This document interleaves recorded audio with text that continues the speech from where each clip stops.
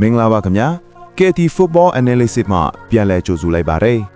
Champion League ဖလားကံမဆက်ခဲ့သောကန်တဝင်းကြီးများ၈ဦးအနက်မှ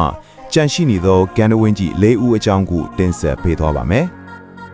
နံပါတ်5 Michael Ballack ပြင်စမတရက်ကတော့ဂျာမနီကန်တဝင်း Ballack ပါသူ့ကိုဒုတိယဆုရှင်လို့တောင်တချို့ကနောက်ပြောင်ကြပါတယ်ဘာလို့လဲဆိုတော့သူဟာလေဘာခုဆယ်နဲ့ရော Chelsea နဲ့ပါ Champion League ဘိုးလူပွဲတွေမှာကပ်ပြီးရှုံးနေခဲ့ရလို့ဖြစ်ပါတယ်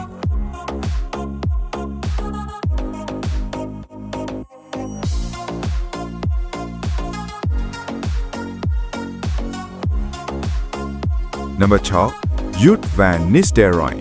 စက်တမကတော့ဂိုးသွင်းပြီးရဲ့ Nistelrooy မှာသူဟာ Champion League သမိုင်းတစ်လျှောက်ဂိုးအများဆုံးသွင်းသူစရဲမှာထိပ်ဆုံးပိုင်းမှာရှိနေပြီမဲ့မန်ယူနဲ့ရော Real Madrid နဲ့ပါဒီဖလားကြီးကိုကင်မြောက်နိုင်ခြင်းမရှိခဲ့ပါဘူး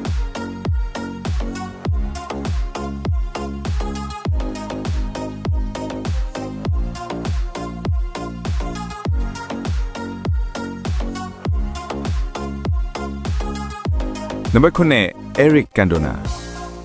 မန်ယူရဲ့ဘယင်ကြီးကန်တိုနာပါသူဟာမန်ယူအသင်းအောင်မြင်မှုလမ်းကြောင်းပေါ်တွန်းပို့ဖဲခဲ့ပေမဲ့သူအနားယူပြီးနှစ်အကြာမှမန်ယူက UCL ဖလားရရတာဖြစ်ပါတယ်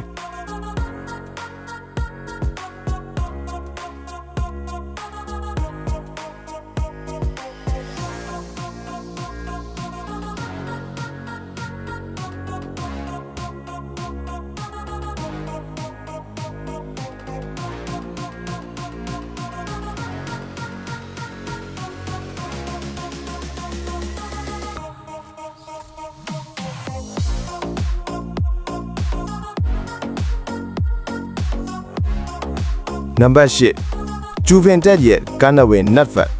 နောက်ဆုံးတစ်ယောက်ကတော့2003ဘာလုံးတော်ဆုရှင် Nedved ပါသူဟာ2003ဘိုးလူဝဲဘုံအဝါကတ်ပြဿနာကြောင့်လွဲချော့ခဲ့ရပြီးသူ့ရဲ့အသင်း Juventus လည်းရှုံးနိမ့်ခဲ့ရပါတယ်ဒါဟာသူ့ဘဝရဲ့အကြီးမားဆုံးနောင်တတစ်ခုဖြစ်ခဲ့ရပါတယ်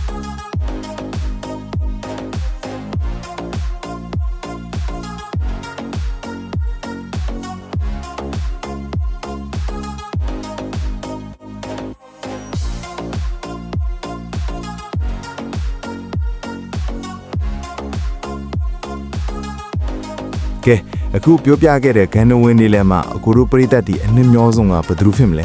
နောက်ထပ်ဘယ်သူတွေကြံနေသေးလဲဆိုတာကိုလည်း comment မှာရေးပေးခဲ့ကြပါအောင်အခုလိုဘောလုံးဘူတူတာတွေကိုအမြဲကြည့်ရှုဖို့ KT Football Analysis ကို subscribe လုပ်ထားဖို့မမေ့ပါနဲ့ဦးအားလုံးကိုကျေးဇူးတင်ပါတယ်